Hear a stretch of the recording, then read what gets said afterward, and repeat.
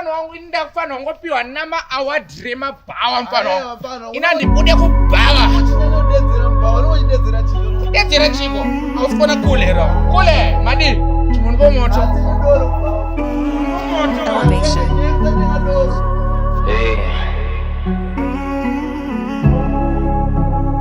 Phreedom Naro dzako ngadziite shoma mzaya zvine meno zvakavigwa mumarokwaya pamwe pacho shandisa pfungwa mzaya pane kids akaraswa dzemalokaya ungwarire kutambisa pfuma mzaya uchidirira kandege kachingoflya kuti usazoshatisa kudya mzaya usawanza mhiripiri paunoflya kune zvakawanda zvinopenya zvisiri goridhe nezvakavanzwa kuseri kwemakeup newiki usabhaizwe nerunako rwekunze kana wafunga kukanda pakitchen zvine kamwe kakufanana mari netoken inzwa mzaya gara pasi umboterera inzwa mzaya gara pasi umboterera mamwe mamoves marove ziri silent kune vakawanda vanokona setreti kana wakudya usashedzera kuti musazoite maoko akawanda muplate usangodyira patumadhiri twese mune matsotsi akawanda muchechi muzere neshumba dzine wai kufesi You gotta do what a real man is gotta do You gotta do what a real man is gotta do Wazvinzwa ere mzaya zvandakudza wazvinzwa ere mzaya zvandakudza imbomira kusimuka ndisati ndapedza imbomira kusimuka ndisati ndapedza ndozviziva kuti bhawa rokunakidza siita uchikoshesawo nguva dzekudzoka kumba ndozviziva kuti bhiya rokunakira asi usazodhakwa zvekusvika pakurasa pfungwa uchauraya chitaka nekuwanza tumbwa uchanoka kumatuti chatadza kunzwa one day uchasvikira sadza rapera one day uchararama mukotapeya uchashaya nokuvhurira musuwo ukaramba uchidzoka pamba pano kumatu You really need to separate yourself from the crew tsvage shamwari dzinovaka mabhirida tsvaga shamwari dzinofaisawo madhiri hongu mucheno unodiwa asi chatova chirombe kupedza pei yese uchitenga Timberland nemagaments zvoda kugara wangotora advantage yaunoti shoma iyoyo ukasungirira mangwana unogona kusvika pari nani mangwana unogona kusvika pari nani Wazvinzwa mzaya Wazvinzwa ere mzaya Wazvinzwa ere mzaya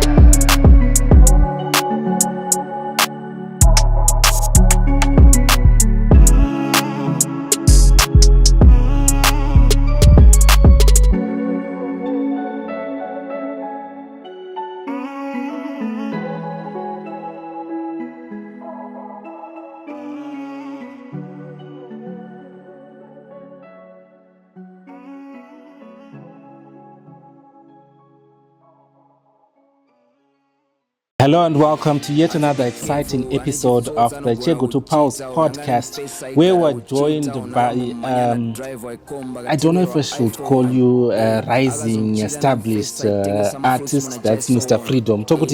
Talk some bracket reaper. You can call me a rising. Upcoming. Upcoming. But as I was listening to your music, it seemed to have so much finesse. It seemed to be so polished. I was like, kosemvezo yasataputika. Music journey yakatanga sei ye hip hop. I did listen to a couple of my singles awakadropa. And I should say I was really impressed by Zananchin's work. Can you just tell us about the journey? When did you start on this path in music? So the journey starts maybe around 2016. So I'm a music lover. 2016 apa uri ku high school here kana kuti watosiya chikoro? Ndatu atatu mama tomnyika. Yes.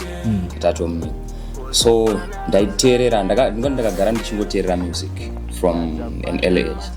So ndakagara ndingori munhu angofarira music. So I have a brother anondisira so aiwanzofarira mamusic ekumajamaicans chichichichichi dance exactly so it first pakutanga ndaitoimba dhanzo okay ndichitanga kunana 2017 koko kunana 2017 ndanda kutomboenda kustudio at that time ndaigara kugwera okay meshandisa studio ipi ndekupa mairecord aenda pane imwe there's this studio yanzi Bados, it should be Bados Entertainment. There was a guy in the Bado ngane studio and this was his name and my first song was recorded by a guy from Gweru and on the DJ Oxygen. Okay. That guy anita zvechiko amboita zvemashoots chichi zvemaweddings chichi. Okay, he's a videographer. Yes, he was the guy akatanga kurecord my music here. So he was a videographer / music producer. Yes. So he's the guy akarecorda my first song. Then ndobva ndazomboita. Can you just tell us about that first song? Do you remember the title and the title. You don't remember? I cannot remember the title. Okay. You cannot remember. Saka kwakudhara. Atwandu tumwe tu music twatwe tukutiwo but time yacho nemro apana so kuti salad. Salad with music so paunozokura uchinatsoteerera tumasongs tetu unozoita zvinozoshifta nekuzoshifta handisini kutaura kuti patime iye ndaita sei netype yemusic yandaiteererawo so izvozvo ndiwo pandaiwana influence ipapo from the music yandaiteerera then ndobva ndazotanga pamusic yawaiteerera apa sora ako ndakukata pamusic yawaiteerera which artists or type of music had a big influence pauri at that stage? Tongoti kudanzo I used to listen to timana jamming ndopa ndikuti ndaimba dhanzo bye ndaiteerera timana jamming Vibes Cartel Mavado Alkaline all those guys vakunana Jamaica timu raipisa zvetime kunana 2016 2017 tichikwira that's the type of the music yandaiteerera patime okay since ndikutaura manje kuti munhu aiwanzoridza music it was my brother so ndakazotiona zvezvekuti pamwe ndingochiteererawo music yechi yeingoridzwawo nablaz because blaz vane magadgets kaiwa usati wanawo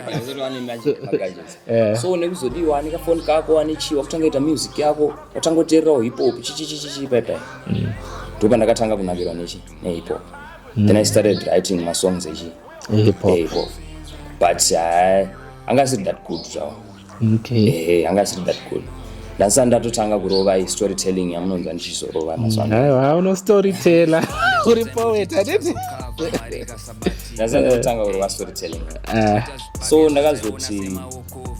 ndakazomita a guy ndetoti ndandaita kakusiya then there's a friend of mine akazondi introducer to one of the guys weku 053 yes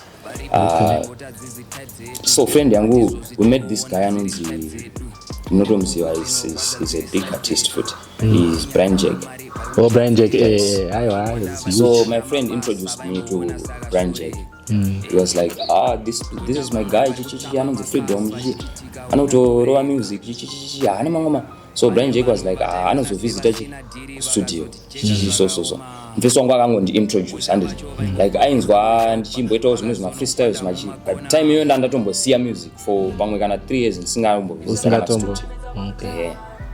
so uyu mfesi wangu paainzwa zvinhu zvizvi aitoti ndouta sei unotorova kamasina ini ndichiti usadaro zvezvekuti ndaitoita kamaka kuzvidhauta sezvinhu zvandakamboita siya yes so paipai ndopa ndakatanga kutanga kugaina confidence manoti saka masina handotita sei ndomba ndazowana time pandazovhizita kusero kakwe so the first time yandakaenda kusero I think ndakarekoda tumasongs tandute I think a song afro afrobeat ndo masongs andairekoda but inini I'm not a good singer. I'm zvekuti kuimba zvekushaura zvezvi. So the guy wekuzero, there's this other guy wekuzero, and he's also a big producer. Okay, a big producer wekuzero, and I think these guys vanoshanda vese. Okay. I met ndaenda kuzero pepa. I met Vince Good Beats. He was the guy I record. Okay. Ndaenda kuzero kuyako. Okay. So tarekoda pepa ma-afro, masongs to afro chichichichi. Handine line up yetu ma-afro. Handiti so ndakazombomuti rimwe day tatomboshanda ma-projects anenge 200-300. But I have a song yandoda kurecord. Ndofanda anorecorda chisong chechanjiti cheipo. Then the guy was like, iwe asina kwe hip hop akaita sei akaipa. You should try akanakirwa neflow. Exactly. You should try kuita hip hop. But hip hop yacho kutengesa tiyatoita kakumachuwa futi papo. But yeah, zvekuti munhu anonatsoziva talent ka anotoona kuti aiwa akafanira potential. Akaipa mauyu ari kungoda kunatsomaswa nechichichi, ari kungoda kuti ungonatsoperfecta craft rako. And so akabva andiudza pepe akati yoga kuhip hop unoita sei unotorova zvekudaro. So sandoba ndakatanga from there I started creating my songs hip hop. I started writing hip hop songs chichichichichi. Anotanga kutoenda kustudio pepa. From there ndoba ndakatarama ndichingoshanda on my craft paper kusvika ndakutiwo ndakurovawo zvirinani semarovero atakungoita ya. Yes. So what inspires my lyrics ako? My lyrics angu ka tongoti Mr. Phreedom is just an artist ka.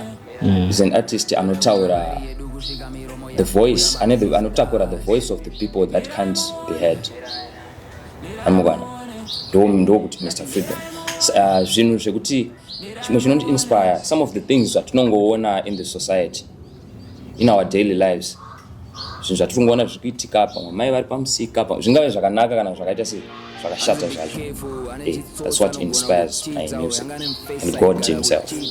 Talking about social commentary, there's a track I was listening to inonzi nyaya dzake, where you're talking about the issue of digging into a partner's past. You're saying kuti aiwa hazvisi relevant zvekuzonzwa umwe munhu anenge achiti aiwa musikana wako taitombomuona patouchline ichichichi. Chii chakainspire this particular track? This song, I think ndakawana inspiration from zvinhu zvatoona. Noziva most of vanhu life yemazuva ano vanhu vanoisa kana zvinhu zvemarelationships avo on social media. So I got the inspiration from zvinhu zvatoona pamasocial media, nyaya dzatoona dzichiitika kuti munhu anomhanyana ningi and pozombopostwa something kana leaked photo kana yefoto chiflashback kana chekumashure anogona chekunzi munhu akambomhanyana ningi munhu akamboita sei. So ndopandakawana that idea that song yenyaya dzake. So you find out kuti pakatanga kudzidziswa nyaya dzedzi yo is someone ari mu-relationship nemunhu yeye zvinogona ku-affect and but paipa and I try like kungoudza vanhu kuti munhu agara anotongori nehistory yake anogona munhu agara ane kwaaka.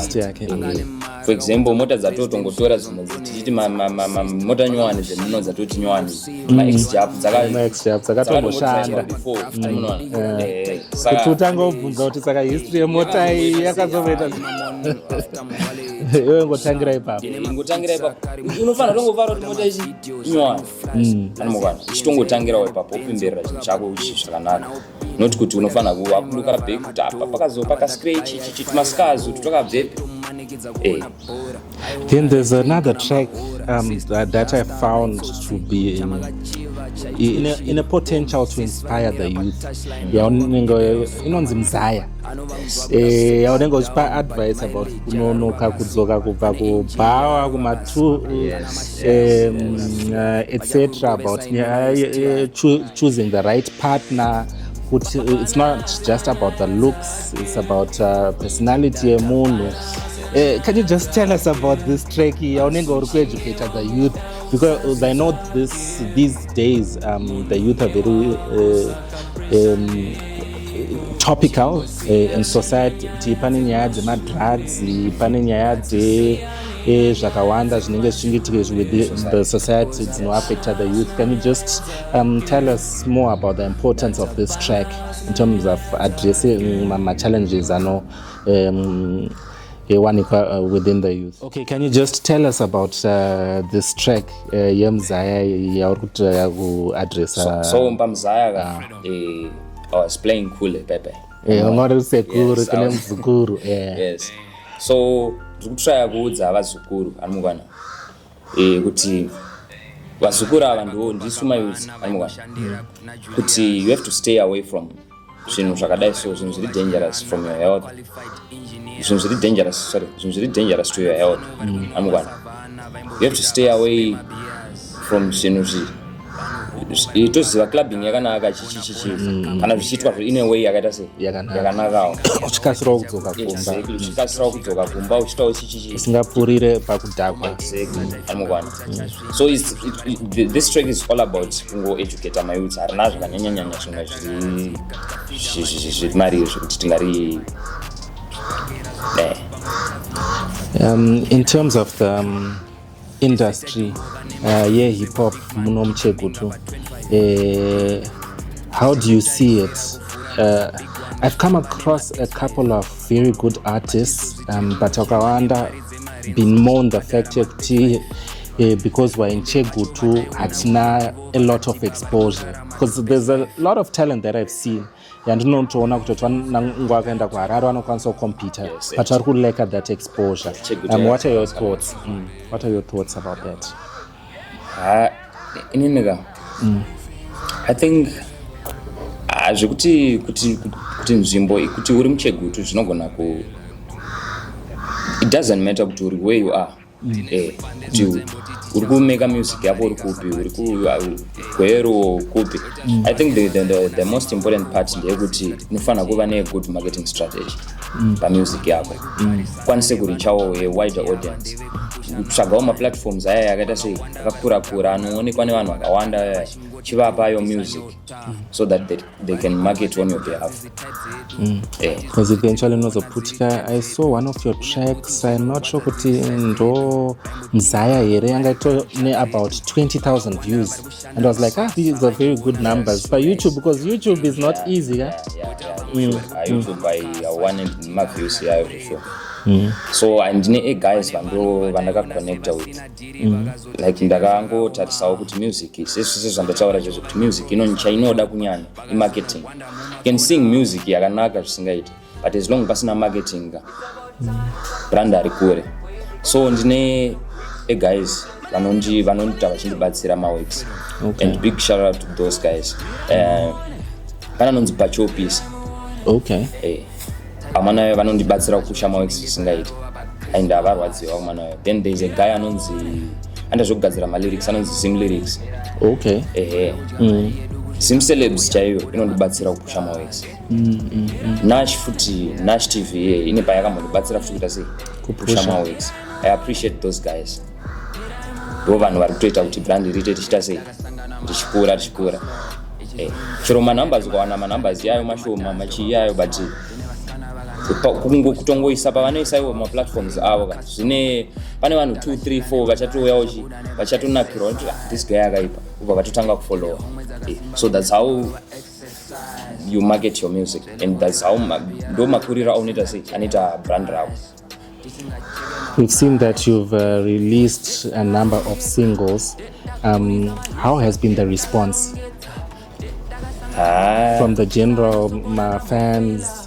Vanonenge vachiona music yako pa different platforms dzaunenge uchiposta? I don't want to lie, the response is quite satisfying. Sezvandataura zvezvekuti pamunhu pasmall channel yakaita seyangu ndikatokwanisawo kuwana kana kuti 10k kana kuti 5k maviews yayo kwandiri akatowanda. Exactly. Wezi mukatarisa subscriber number yangu isati yatomonyanya kukura still ndichiri kutochemerawo masubscribers. So ndikaona ndatoricha maviewers akatokura se 5k 10k chichitongoenda kwandiri. That's a lot. Really appreciate asingaita. So kwandiri ndikati ndingambocomplain about it. Ndoti response ya iri right zvakanyanyisa, and people are liking my music. What would you say have been the major challenges that you've come across in this music journey? Challenges? It's just been good. It's just been smooth sailing. No, my challenges are not as well. Especially when it comes to my finances. Was per music, panoda mari. Kuti uno record a song. There's Maria unofana kuita sei kubhadhara and one for recording. Kuti uende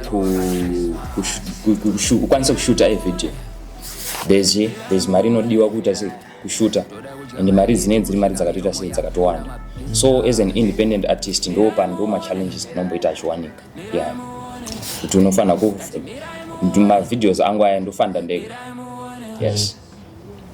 Then my recording sessions ndofanda kuti ndega. So ndo pane ma challenges papa. I noticed that there's a track that you collaborated with K-Flow and Michael Meggs. Yes. Makasangana kupi? How did this track come about? So ngati na K-Flow tagara taingolinda from bags ndataura ndaimbogara kwero nobvira takasangana zvongosangana but taingove mumasame groups zvezvokungoti mune mungoriwo kana uri munhu wemusic pane banangana kuti for example chegutu chakadaro for music andingona so unenge ungori moyo so ndaivewo mune rimwe group rimwe randaive ndiri tichitongoonawo music dzichita sei zvekuti munhu anenge achingokandawo chipisi chake handine ichi chakadaisowawo mana vanhu vachifila hachakaipa icho kokanda moto angwana. So K-Flow ndiye munhu wandaita sei wandakanga wogara ndichisivangu from way back. So ndakangonorecorda this idea kuna Gangster Made It. He's from Harare. Ndokandarecorda idea yemadzisawira yaya. Then ndokataura na Gangster pepa. Gangster urikuona chidani chinhu. And Gangster Made It was like tikaisa kids. K-Flow anopedza chinhu ichi. Then ndokandazongotiwa chinhu chingonakidza chichireka tingoita kana vanhu kana tingoita kana 3 ndokatakazotsvaga Michael Meggs. So ndakangofonera K-Flow ndokatatongokonekta pepa ndobva ndazongosendera chinhu machinzwa ndobva then he wrote a verse atozongobayirira pepa atozonzwa vhesi rako kuti aiwa chakaipa chinhu ichi.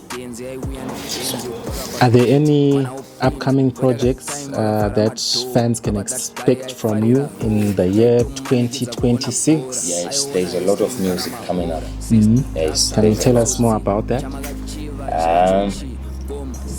Izvi guys zvinotakunanzwa zvekuti people don't have to know. Zvinofana kungova zvima surprise. Zvinozongobuda. Zvinofana kungova surprise ngoti chongoerekana chatidropa musina kutarisira. Okay. But there's a lot. Tarisira izvinhu zvakawanda. There's a lot. Looking at the music landscape locally and internationally, would you say that you have particular artists that you look up to, or not inspired because I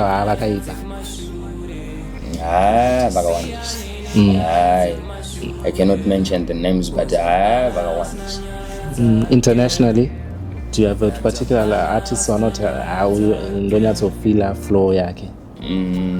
Internationally, I know locally unenge usingadi kunziwaita waita proper a particular artist. Internationally vakawanda kuti sezvandataura ini ndiri munhu handina amgona inini I do hip hop amgona but inini I listen to chero music handina chena randoti ndoteerera ndoita sei afro ndoteerera chisungura zvongosangana zvakangosangana. So internationally futi nditori nema artists andoteerera kudanso vana Jamie vaiva especially Jamie is my favorite.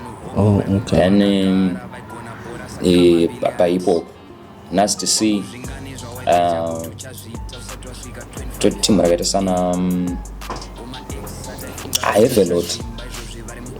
You have a lot. And Sakodi tutara Africa muno.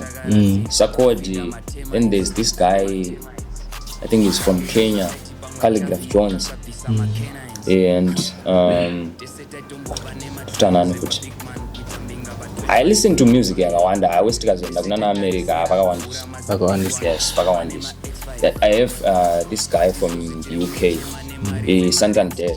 Okay. He's a good storyteller. And bamwe batontoona tuma stories tuma tips for storytelling. Storytelling yakutaura nezvayo. There's another track that I was watching by YouTube. You dropped a video tracking on the life. Yes. What inspired this? Because zvimwe zvacho zvanga zvichotibata kakuti but inini ndaiti at this age ndinenge ndato millionaire but hey nezviri kuitika zvacho. I was so ambitious ndichitoti aiwa by this age ndaita zvakati izvezvizvi nenge ndine mamansions angu but life happened. I think munhu wese ndo makuriro atinongoita ndo mavisions atinenge tinawo kana tichiri vapana. Maybe kazhinji kana usati wasvika kuma late 20s kana tongoti kuma early 20s kana as a teenager unonge uchitoongoona life is motor, life is den, life imwe yakanaka ndo mavisions atetinawo but then sematauriro andoita on that song, life is unpredictable. You cannot predict zvinhu zvemangwana. Mangwana kunongomuka denga rese rakakafa nemakore uchifunga kuti mangwana kunenge kuri sani, mangwana tichidziya mushana. Because tichitarisa kuchikoro pane rimwe team rataiti vagwazva vakete but tikazodhumana tona zvezvino unotoona ndovakurova mafortune mad4d. Ndo zvinhu zvandainga inspiration that song yoyo ndakaiwana muzvinhu zvatinotoona.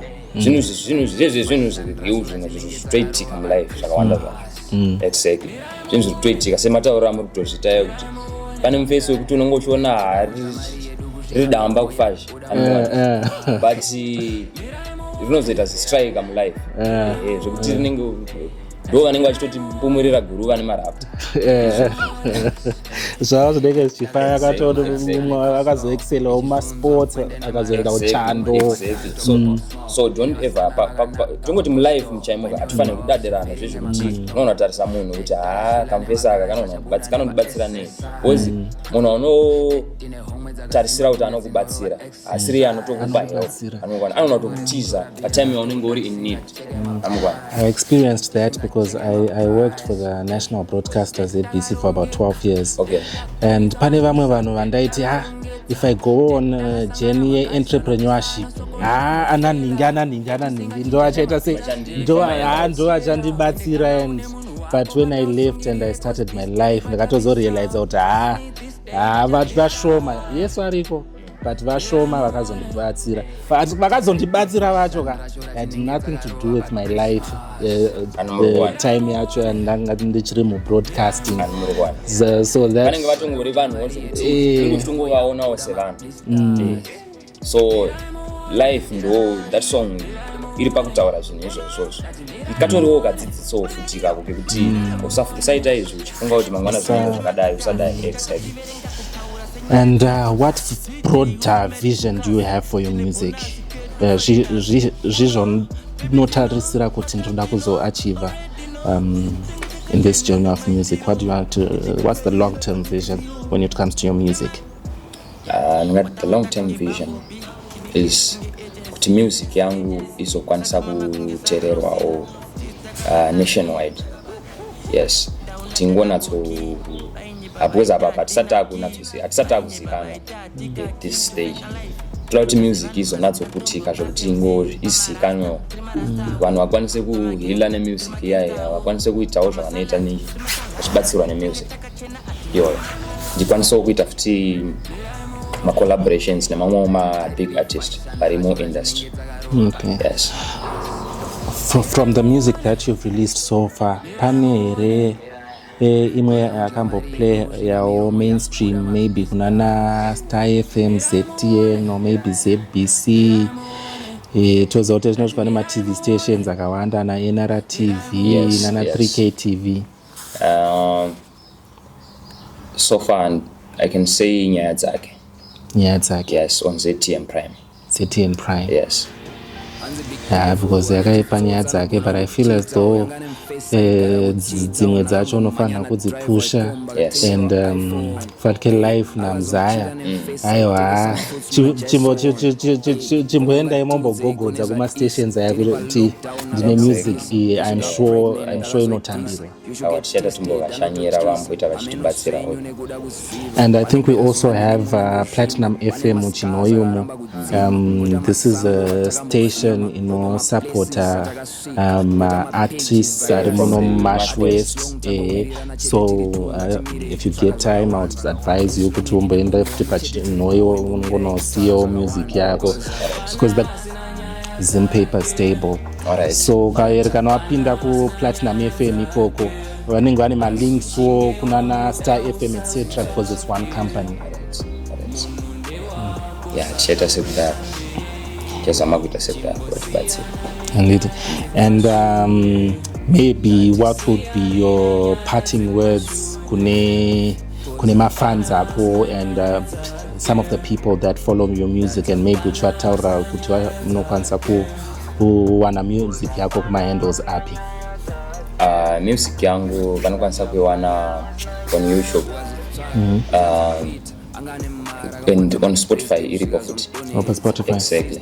It's Mr. Phreedom. Kuma USA it's Mr. Phreedom. By YouTube it's Mr. Phreedom. With a P. With a P. Phreedom with a PH. Not Freedom in a FR. No, thank you. Then vasati vakufollow andoti guys ndokumbira kuti muende kunofollowa music yangu, muende kunofollowa machannels angu, mugoteerera music ya Mr. Phreedom on YouTube. Exactly, on YouTube. And to those vagara vanondisupporta, keep on supporting me. There's more zviri kuuya munzira. There's more zvatiri kugadzira for you guys. Yes. No, thank you very much. Thank you so much. Hanzi na Mr. Tafaro ari kumashure kwekamera kuti varuda kuti freestyle kana zve ameno 30 seconds umbo storyteller so that my viewers anokwanisa ngokuita kana chandakaita kudhara.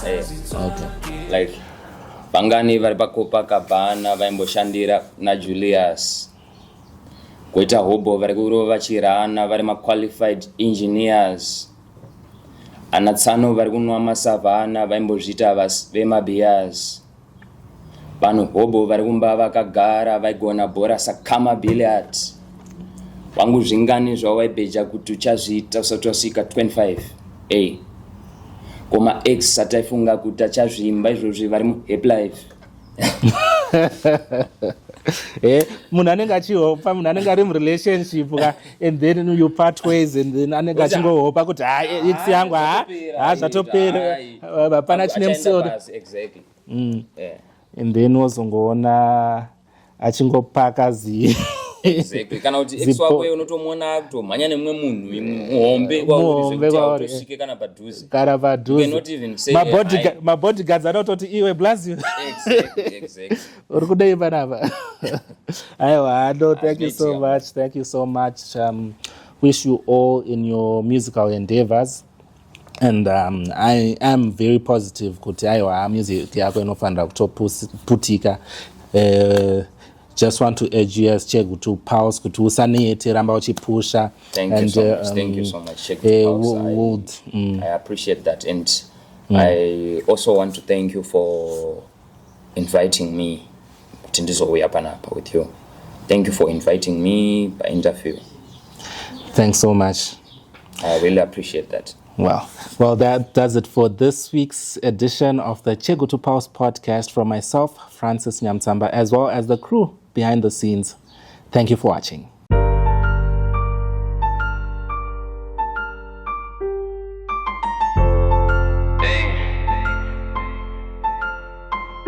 Phreedom.